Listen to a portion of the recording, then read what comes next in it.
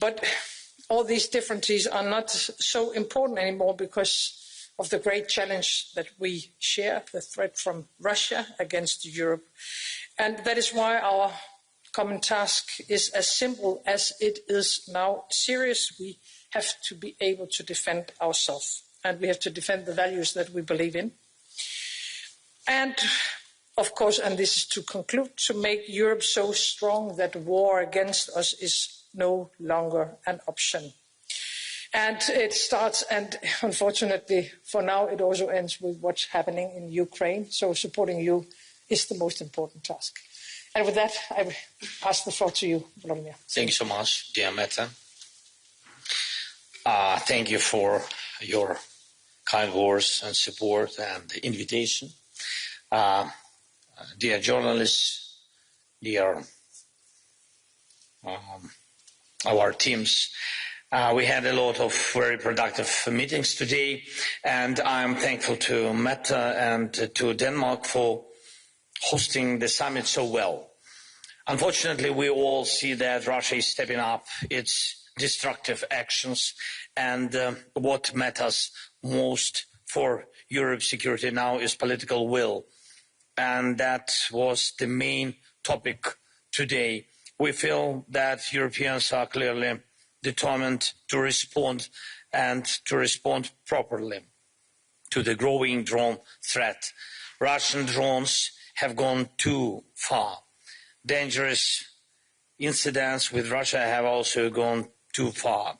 Denmark, other Nordic countries, Poland, our neighbors, Romania, and violations of Baltic airspace, all of these shows the need for joint action and for every European country to have the ability to shut down drones. Our military guys with solid experience in drones are now in Denmark, and we will share their experience and their expertise. And I hope today's meeting will strongly support the idea of joint defense against drones. It can be called anything. I mean, a drone wall, a drone dome, or drone rapid response, but the point is the same. Every country must be protected from spy strike and any other drones. And from the threat Russia has created for Ukraine with daily drone attacks, we see clearly that only joint action and united efforts can guarantee real security. No country should be left alone against this threat. And I also want to thank all our partners for supporting the further development of programs like Pearl. We value this program a lot. It helps our defense. Today we spoke with partners who may join, and we expect new support. And we also talked about the SAFE program, one of Europe's strong defense tools, and we hope Ukraine will be an equal partner in it. And it's important that there is a common understanding that we need to move forward with security guarantees for Ukraine. The model that works for us can also work for others in Europe. Today we talked a lot about the battlefield in Ukraine, about how our soldiers are stopping Russian assaults. And Russia planned a lot of this year, but has achieved very, very little. And this is thanks to our soldiers and to everyone who helps us. Russia is making many mistakes, and that is why we need to increase the pressure now so that they are forced to end the war and change their policy. We are counting on a strong 19th package of EU sanctions and its quick approval, as well as strong measures from our partners. Special focus should be on Russia's tanker fleet, the ship captains and crews, and the oil terminals. All of these deserve maximum sanctions. It is important that European countries keep limiting the buying of Russian energy and reducing ties with Russia. Any connection with Russia can be used against you, so the fuse so the fewer ties with Russia, the safer life will be. And life must be protected. And I'm glad that almost all leaders are raising the issue of fully using the frozen Russian assets. The decisions are clear, and it is important to fully implement them. And I thank everyone for their support in this. And today we also spoke with leaders about the European future of Ukraine and also European future of Moldova and the Western Balkans. Everyone agrees that Ukraine is ready. Open the clusters, starting with the cluster number 1, fundamentals. It's important to keep promises and open them. I thank you, Mette, again for your role and support in this process, and I thank Denmark for hosting today's meeting. Thank you so much. Slava Ukraini. Now we will open the floor for questions. Please state your name and media. We will start by Danish news agency Ritzau, please. Thank you. Christian Borg Petersen, Danish news agency Ritzau. A question for the President on the result of the meeting here in Copenhagen. Once again, we hear Prime Minister Orbán saying no to EU membership for Ukraine. And regarding a reparations loan for Ukraine, we hear a very skeptical Belgian Prime Minister. Are you concerned about the lack of unity among the EU member states on these two crucial subjects for Ukraine? And what do you see as the concrete results of this meeting?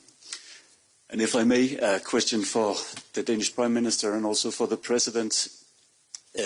Prime Minister Orbán suggests instead of EU membership, a strategic partnership for Ukraine on economic issues, on trade, energy and security. Do you see a middle ground here, or do you think that it's only the option of EU membership that counts? Thank you. Want me to start? Yeah, please, of course.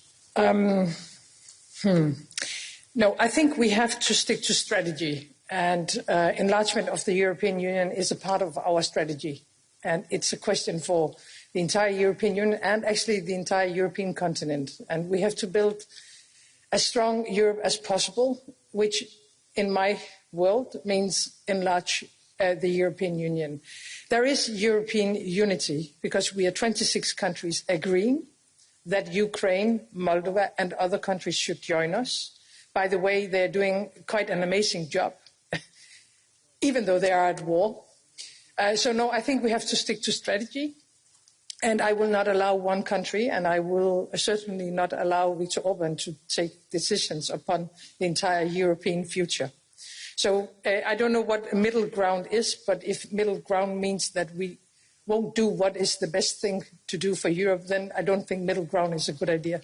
So we have to continue to try to find a solution and a way with Hungary, but no, I think we should stick to strategy. When it comes to the frozen assets and the question about reparation loans, we had a tough discussion yesterday. It was also very fruitful. There are some technical questions that has to be raised and has to be answered, but I'm quite sure that we will be able to find a way. And asking me, it's only fair that Russia pays for the damages they have done to Ukraine and to Europe.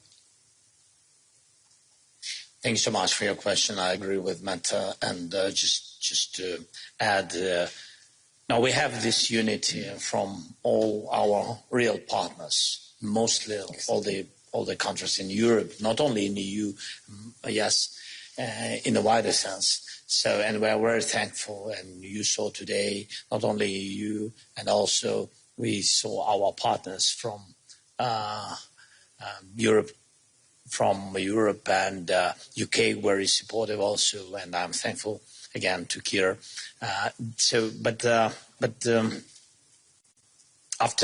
Especially after these attacks of Russian drones, I think the unity is more strong, and I think that reaction has also to be strong, to my mind. But in any way, so we will work on this issue, as I said already, together. We will build this new format. I'm sure we have to do it, and for all the countries. And it's very important not only for the leaders. First of all, it's important for societies, for people, just to understand what security they have and on what they can count. And about blocking our way to EU, nobody can block, because it's a will of our nation and it's and decision of Ukrainian people, and of course the decision of Europe to see Ukraine the member in the future, the member of EU. But of course it depends again on unity. Yes, on united decision. Yes, we have problems with Hungary. We can speak about it, because Viktor Orban has elections. And I think it's not smart, because he has elections. That's why he's blocking big 40 million nation on their way to EU. Big and strong nation. Because, by the way, Russia began this war because our will and our choice to go directly to Europe, because we feel the same and share the same values with all other European countries. Thank you. Next one would be Inter TV, please.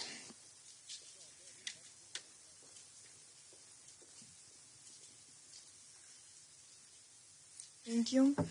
My name is Nina Klamets. I'm from Inter TV channel, Kiev. Mr. President, Russia has stepped up strikes on Ukraine's energy infrastructure.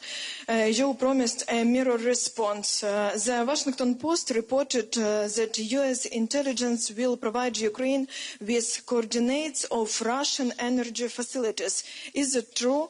And do we have sufficient long-range capabilities to respond? And the questions for the Prime Minister: is Europe ready to help scale up Ukraine's production of long-range drones and missiles, as well as interceptor drones, which are urgently needed to defend against Russia's energy terrorism? Thank you. I can answer very shortly Please. to my question. Yes. Can I answer the same way? Thank you for your question. So, first of all, we never attacked some civilian infrastructure in Russia. We always answered after their attacks on our energy. We began to answer.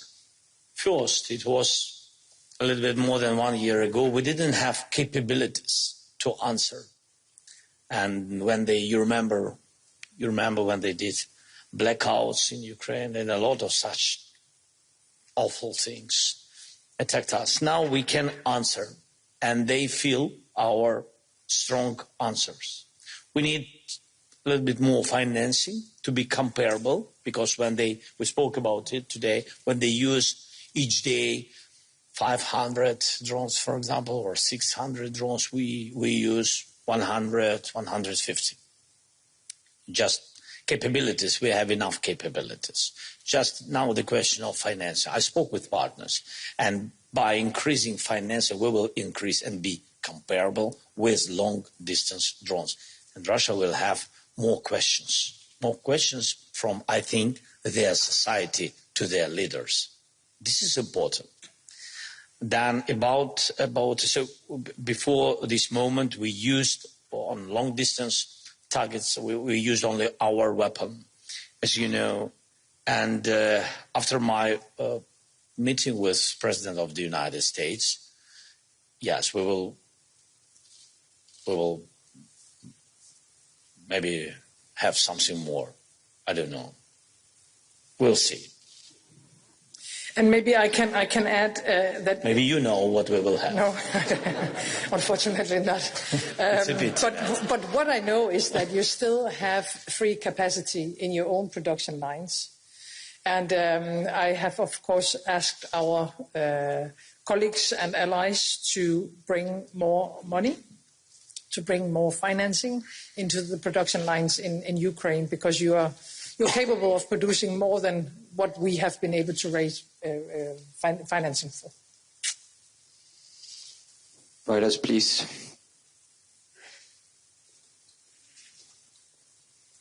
Hello, Andrew Gray from Reuters.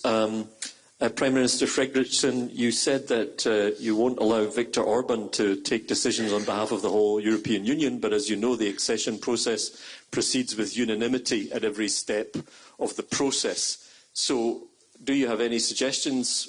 We've heard various options about ways to get round that. None of them seem to fly. So how do you actually move forward when Hungary is taking this very clear and unambiguous stance? And similarly on frozen assets, where the Hungarian Prime Minister has said he's not going along, he's not interested in mutualising the risk that Belgium would have to take. So how are you going to get round that? Do you think that can be done without him? And President Zelensky, a broader question for you perhaps on US support. Are you confident that the United States is now firmly on your side? At one point, President Trump was saying, I'm neither on one side nor the other, I'm trying to mediate. Do you feel that after your recent meetings, the US is clearly on your side, and will that result in more concrete support? Should I start? Please. Okay. So when we are talking about enlargement, you are totally right. It demands unity and 27 votes. But there is a lot of things we can do, even if we cannot convince Viktor Orban to open the first cluster. So there are so many things that has to be solved and changed and decided upon before the day where you can actually enter the European Union, like for all candidate countries and all the countries who have entered the European Union through history. So, I mean, if we are not able to convince Viktor Orban, then I simply think we just have to move on with all the work that has to be done between Ukraine and the European Commission. Simply continuing our work. I think it is, when we're talking about reparation loan, it's totally understandable that there are a lot of questions, and this is on a technical level, it's quite creative, but it's also quite difficult. I'm sure that the Commission will be able to answer all the questions, and at the same time, this is on a more political level, or from a more political perspective, what is the alternative? Because unfortunately, we haven't been able to finish this war. Us standing here wants peace more than anything else. Russia doesn't. So the war will probably continue, unfortunately. You have to run your armed forces. It's extremely expensive, and it's not possible for Ukraine to do that on your own, of course. So it's up to the rest of Europe, because I think we have to look at Ukraine as the first line of defense. So everything we do in Ukraine is about also defending ourselves. So for me, it's very clear that we need to find a way of financing. And if it's not this way with reparation loan, I haven't heard any other ideas that will have as much impact as this idea. So therefore, what we do now from the meeting we had yesterday until the next meeting in the Council is to find answers to all the technical questions and issues.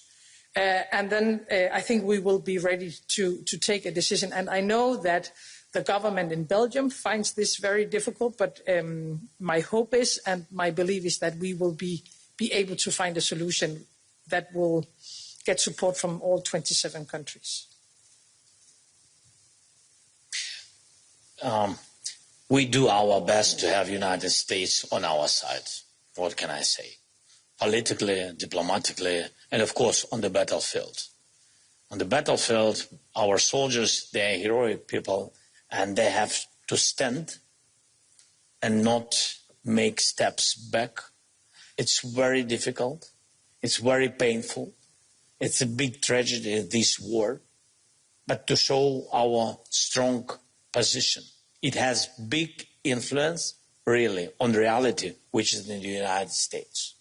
Because when Putin lied to President Trump, his team, and etc. On different channels, they had connections, lied that they are occupying our territory, that they will occupy us, and that in 1 month they will be in Pokrovsk, and in 2 months they will occupy all the eastern parts of our country. Then they will go to Kharkiv or to Dnipro, to Kiev in 3 months, 4 months. They showed some maps, something, something strange, and etc. I saw a lot of these things. So you have just to break all these narratives. That's what our soldiers, I'm very thankful to them, that's what our soldiers do, and that's what our team diplomatically does.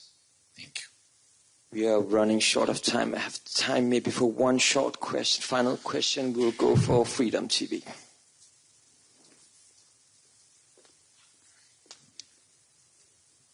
Thank you, Vitaly Sizov, Freedom. 2 questions for President. Of course, there is more urgent needs of Ukraine, but maybe you already discussed the possible participation of Ukraine in flagship project of defense of Europe, of this common project that you discussed yesterday with the European leader. And questions for Prime Minister. To close the topic of frozen assets, could you say after these 2-day discussions that you became closer, 1 step or 2 steps closer to adopt this decision about reparation loan? Thank you.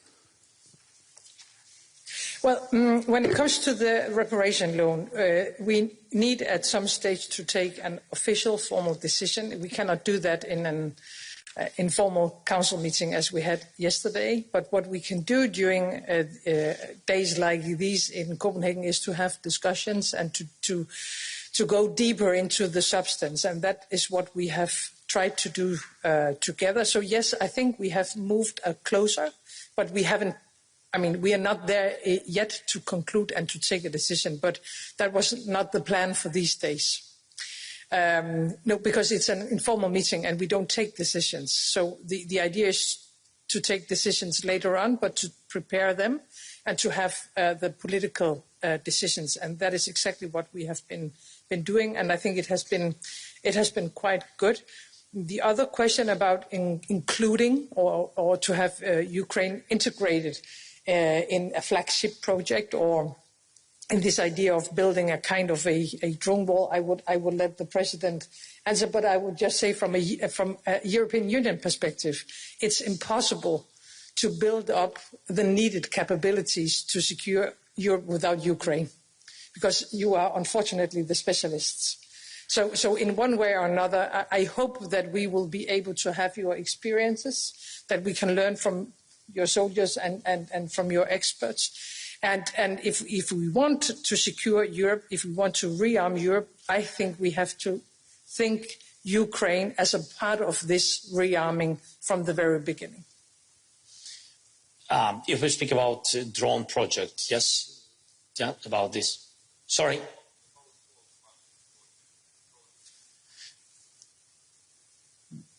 Of course, because of the war experience, we can be, or we will be the driving force of this project.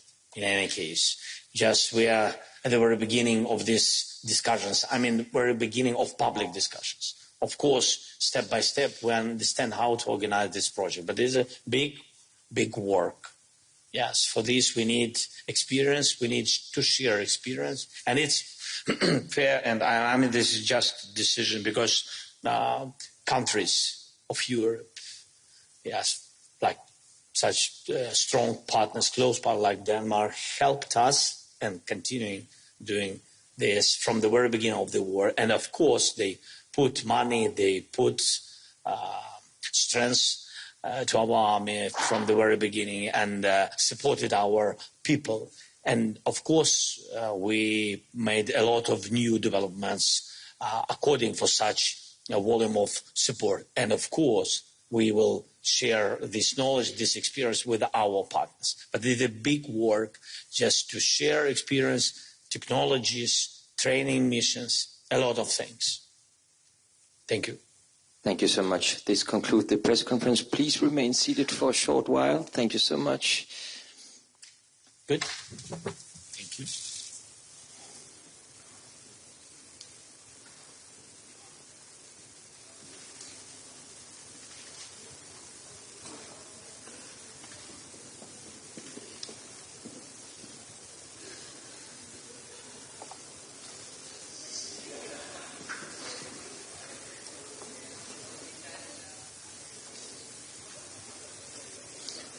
Thank you so much.